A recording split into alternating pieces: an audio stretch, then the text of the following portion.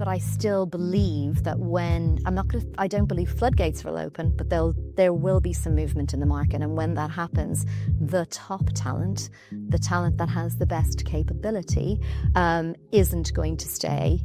I really don't believe they will stay if they feel their values are compromised. And if they feel that the organization has not either taken a stance, perhaps taken no stance, or hasn't responded positively. Hi, and welcome to another episode of the Hiring Excellence Podcast. I'm Johnny Campbell, CEO of Social Talent, and I'm joining you today from Villarosa in Sitges outside Barcelona, where we've brought together a bunch of fantastic talent leaders to talk about the topics that are burning right now, what's on their mind. And one of those topics we're going to discuss today with one of those fantastic leaders. We have Joanne Feely from AMS joining us today, and we're going to be jumping into a hot topic, a topic that matters massively to me personally, and I know to Joe as well, and that's the state of DEI today, where we are in 2025 on this.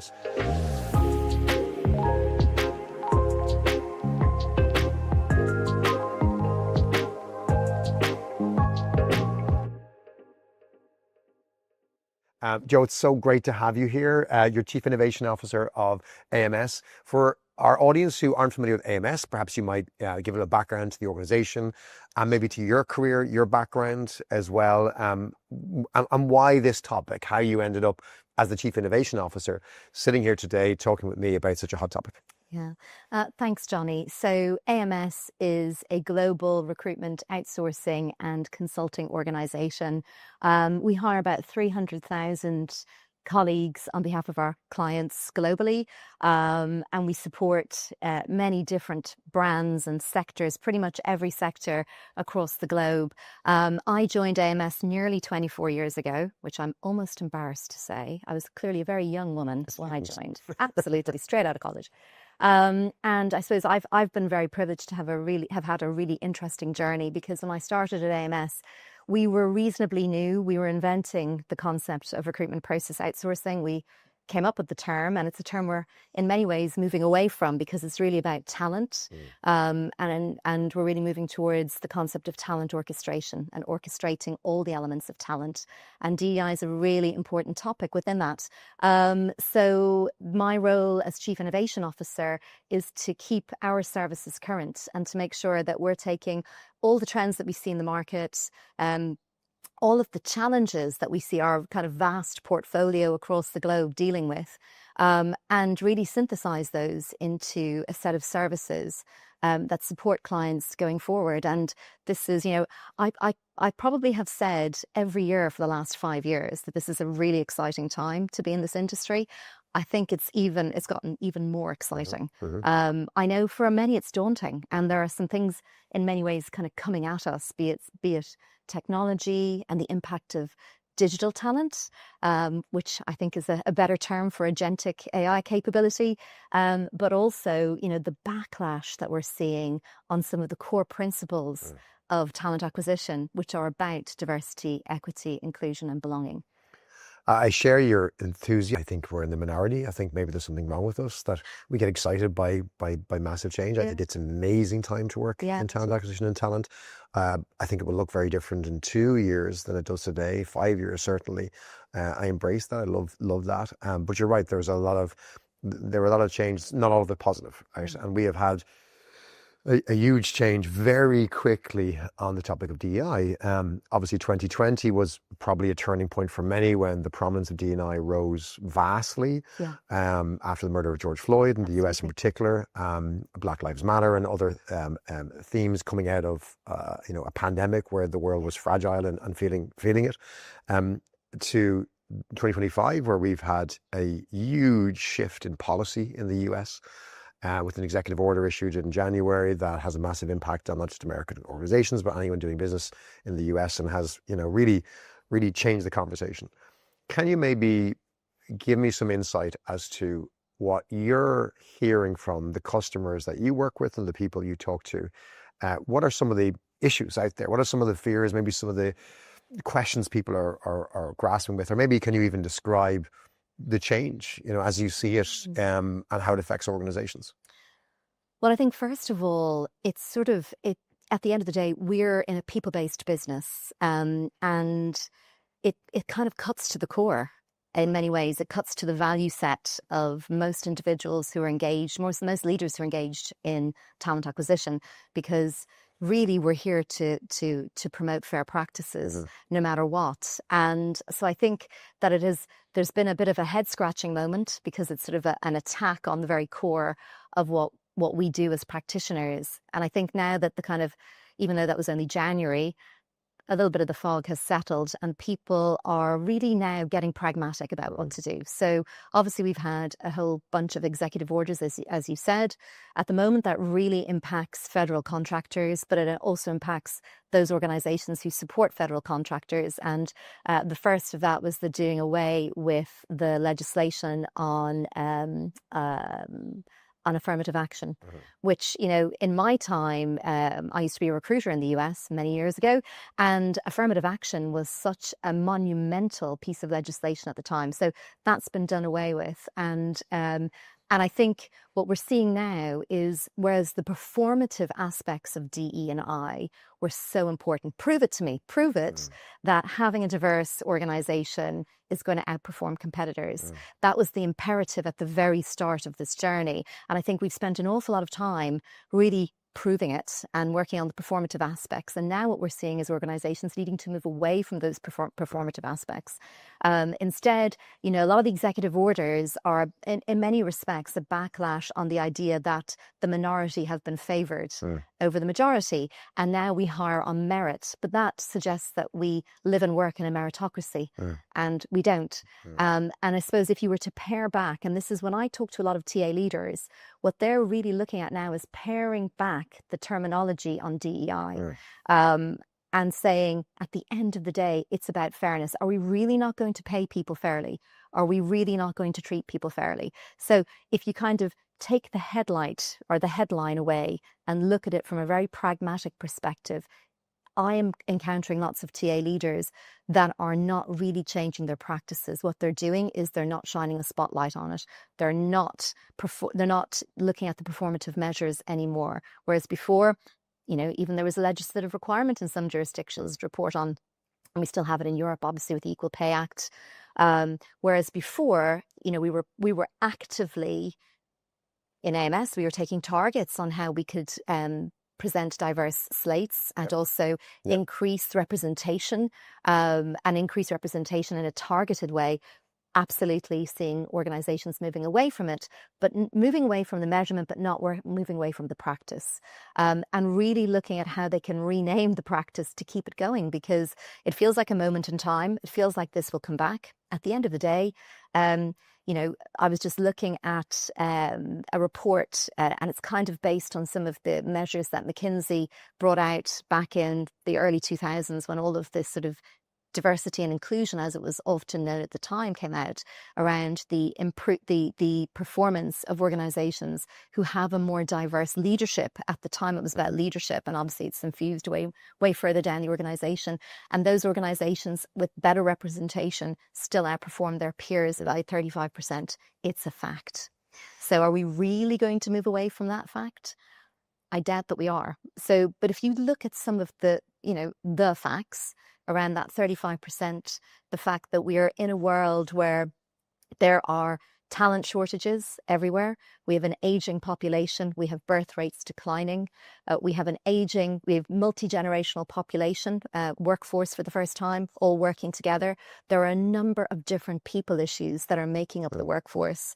And so it's really hard to see how the core aspects of DEI are going away in that sort of smorgasbord of what we have to deal with. There's a lot to unwrap there. Let me start with the kind of branding piece. So you're right, DEI gone. In our words like culture and engagement. So you have folks who are now the culture team, the head of engagement, as opposed to the head of D&I, which, is, I guess, is a cosmetic change. It's, we just rename it and we keep going. And that's good. But there are real things that the executive order is changing and forcing us to change, or at least its interpretation is changing, such as slates seem to be out. The general recommendation is do not talk about slates. Absolutely. The representation on the shortlists, we can't talk about that. If we're doing direct sourcing for folks because they come from underrepresented backgrounds. Stop that. Don't have any of that anymore. Career sites completely changed, language removed. I saw a great example where if you logged into a massive big life sciences company in the UK, you got a certain page. And if you went to that same page and you were in a US IP address, it was 404 page not found. Yeah. On the same day, by changing IP address. So like literally very quick, let's remove it from one part of the world to the other. But if you go back to your point, you look at the McKinsey in 2000s and the data, and you look at, let's say, CPG companies. The CPG companies, the consumer product kind of organizations, they begun looking at this because their consumer, their buyer was changing, becoming more diverse. And it just made sense. They had to make products for a different buyer. They had to appeal to a different buyer, an increasingly diverse buyer. So there wasn't even necessarily a McKinsey study necessary. It was just a case, our buyer is changing. They are a different gender. They're different ethnic backgrounds, different socioeconomic backgrounds. Their needs are now different. They need different products, and we need to influence them in different ways. So super simple. And those organizations don't stop. They continue as. Yeah. But some companies did kind of jump on the bandwagon in 2020. They put the rainbow sign up on their Twitter handle. They did all this kind of stuff. They went all in after never doing it before. And whilst I would love to believe that all we're doing is changing the name, there are companies who have shut down activities, let go whole teams, said, don't mention any of this again, like it never happened. So there are many camps. There isn't a kind of everyone's just doing it this way. We are in different camps, organizations are doing, and some are doing it for genuine business reasons. Like if you have millions of dollars wrapped up in federal contracts, the risk posed by this is potentially just too much to take. Yeah. So how do you see those different camps? How are people navigating it? What's the impact of that? Do you think the talent, to your point, which is becoming increasingly scarce, will care? Do you have evidence of this? Yeah. A lot of issues, a lot of questions, but what do you think? Well, I don't have evidence of that particular point yet, but I think that evidence is going to come, especially as we know that, the generation that's emerging now, whether it's Zs or alphas, cares about purpose. We know that's through so much. There's so much out there on what's really attracting that particular, generation, and it will be purpose. And so purpose and culture are so entwined. I know because we run the graduate recruitment and the campus recruitment teams for many of our organizations, that is still the number one thing that graduates look at. They go straight to the purpose page, and they will, we've seen tranches of candidates in that particular part of the hiring cycle exit themselves from certain organizations if they just don't see it posted. It matters. Right. Okay, so maybe they don't have the power, they're not at management level, but they will. They'll be there someday, and actually they're a very important cohort. There's many organizations that rely on that sort of talent coming up from below and infusing to above, and that will matter. But it's very interesting because we see exactly as you've described, right? So what you described on a job board, we're seeing it everywhere. We see organizations disassociating themselves from their same entity in the US. So it's, I hate to say this is just a US issue. That would be really simplifying the challenge, right? The reality is it is predominantly a US challenge, but everybody in the rest of the world is sitting back and watching. And some are taking note and some aren't. And some are saying, in spite of that, we're doing this. We have a number of clients who are saying exactly that. They're disassociating their European, their APAC entities, are kind of disassociating from that, even if they're pulling back very visibly from programs that they have won awards for in the past. They're not doing so in other aspects of the world. I've seen a report in the news that President Trump is calling French companies and demanding to know what they're doing around DEI. So that reach is extending outside the US, whether we like it or not. Yeah. There's probably unique demographics going on at the moment around talent. Like we are in a situation where we have this these two tensions between Gallup saying that in their last poll published last month that we have the highest levels of desire to move job that we've had in 11 years.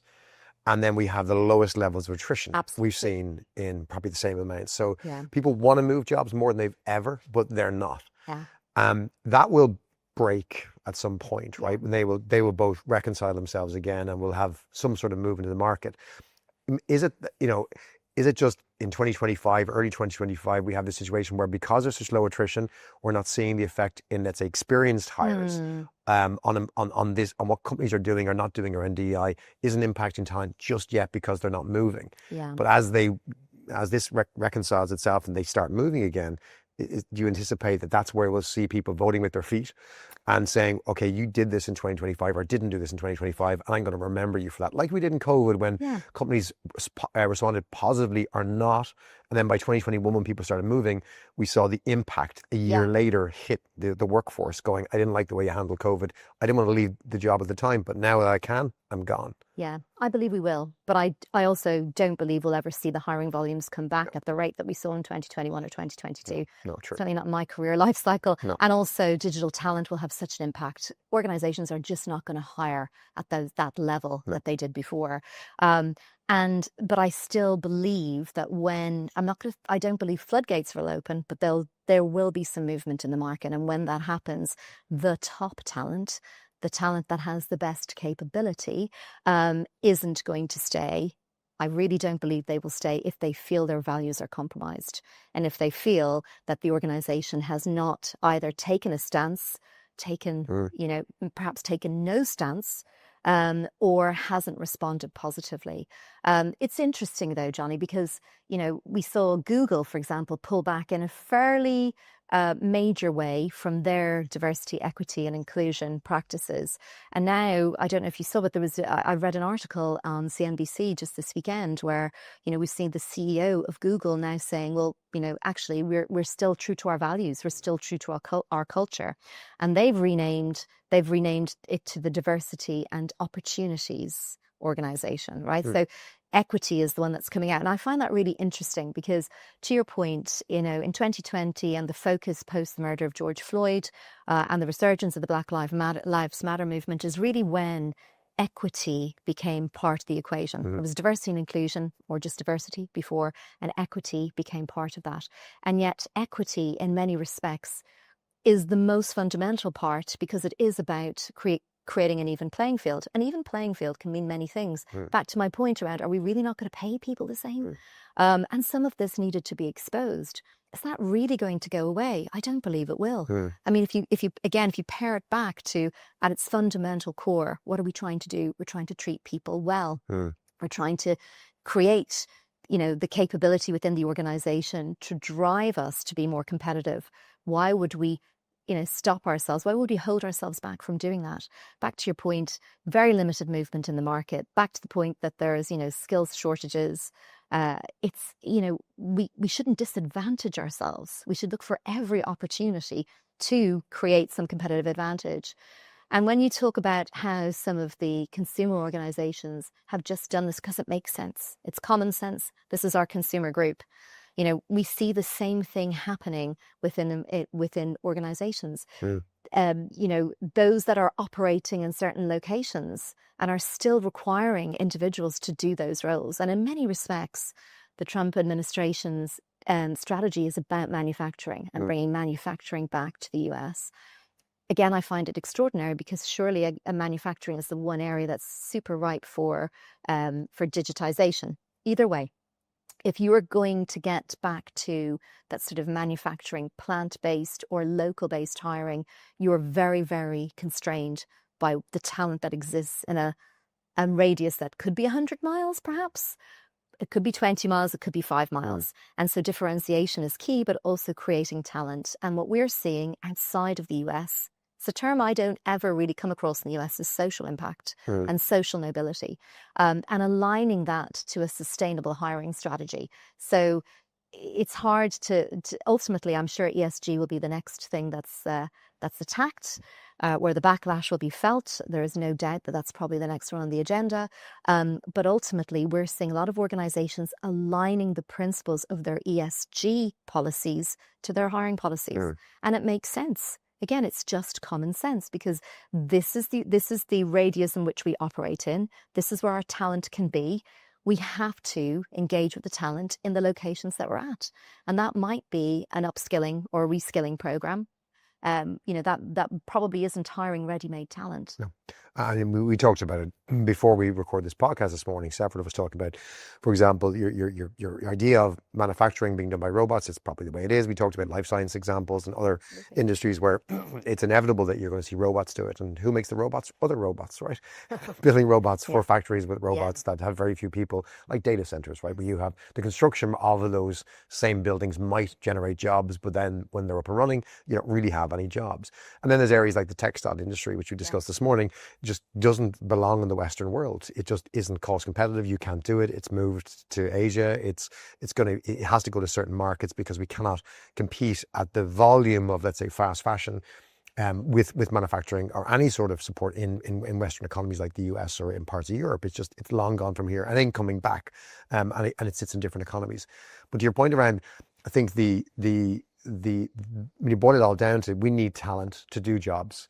And there's geographical restrictions, there's skill availability constrictions, and we need to activate different types of talent if we're going to fill these jobs. And at its core, I think, both of us sit in Europe, both Irish, where we've worked in an environment largely in our careers that never had affirmative action. Right? This has never been a case in the EU. We've always had to hire based on your skills and ability. And the approach to D&I that I've seen from Europe has always been about, you have an extremely fair process, but what you do is you make sure that enough people who are disadvantaged are allowed to be in that process or get into the process in the first stage. So I think there's positives around if you have to have a very defensible hiring process, which I think, on the plus side, the executive order is reinforcing the fact you have to have a very defensible hiring process, show that there's no bias. Yeah. That is really positive. Yes, That's it is really positive. Good. It is positive. It's just allowing us to activate talent that wasn't getting opportunities or wasn't being considered before is the work we need to do and hopefully rebrand it. Final note on this, because we could take this in a large tangent. Is there any company you want to talk about that you admire, have seen, have worked with, you think it does it well, or even if you don't want to name a company, is there a way you can describe, when it's done well, reacting to 2025, what does that look like? So others perhaps can take some advice from a company that's doing it well, or examples you can give. It's difficult for me to name a company because a lot of the work that we're doing is it's quite confidential. What we're doing with a lot of organizations, and particularly those that do have federal contracts, who want to, on the one hand, be true to their values and remain a culture that's inclusive, but at the same point in time, comply with legislation. There's a real kind of rub there to make sure those two things can coexist, and they can coexist. So we're supporting organizations. We've got a diagnostic that we have adopted. We've had a DEI diagnostic for some time, and we've worked with a number of organizations in supporting them, ensuring that their hiring processes are inclusive, etc. Whereas now we're looking at that diagnostic. We've refocused it to help organizations look at their policies, make sure that to your point, the wording of those policies is still about inclusivity. It is about having the key measurements, but those measurements are not in any way controversial when it comes to the executive order. Those executive orders have not been passed into legislation yet, obviously, but there's anticipation that there will be, or that at least for federal contractors, they were made to be that way. So we're looking at how we can help with the language, how we can help with, sort of separating what is a requirement from an audit perspective, but what actually is a practice perspective that can remain, so that these two things can coexist. And we're getting a lot of traction, particularly with, formerly heads of DEI, who are often now called heads of inclusion, heads of culture, to your point. But this is really creating a kind of just catching your breath moment to say, look, we are compliant. We do have the right level of audit capability where it's needed to show that we're not actually hiring unfairly, that we're not dialing up anything that we shouldn't be dialing up, but actually that we have, that we've got the right level of measurement and we can comply with legislation, whilst at the same point in time ensure that we are assessing our talent against the same and the appropriate capability framework, and that we're not disadvantaging anybody, because that's the name of the game. Anyone watching this episode or listening, if they hear that you might have a solution for them, they're interested in knowing more about the diagnostic, about the work you do with organizations, about getting some guidance, what's the best way to reach out to AMS, or do you have a product offering they should be searching for? Yeah, they can search for that DEI diagnostic on our website. we are ams.com. They can also message me on LinkedIn. I happen to run a DEI COE within AMS. At the end of the day, we're a talent organisation, so we won't be backing down on our commitments to DEI and to supporting the organisations that we support and having the most inclusive and fair hiring processes whilst helping them be legislatively compliant. And that's the same whether you're a US organisation, European, there's so much European legislation at the moment on disability and accessibility, and there's audits that need to be done. We're supporting lots of organisations across the world doing very different things actually in different jurisdictions. We're seeing a real focus in the UK at the moment on social mobility, particularly since the riots in the UK in September, where this really, the Equality Act really brought that to the fore. So we're still very, very busy ensuring that organisations are compliant whilst maintaining that culture. It's good to hear. Joe, thanks for joining us today. Really appreciate it. Pleasure. And thank you for joining us and listening today or viewing the show. Hopefully that's given you some food for thought, given you some structure and ideas about what you can be doing around your D&I policies within your organization, how you're framing them, how you're still doing the good work while being compliant. We'll be back next week with another episode. Don't forget to follow us on LinkedIn or YouTube or subscribe on Apple or Spotify, wherever you find your podcasts. We'll be back with another great talk next week. Until then, thanks and take care.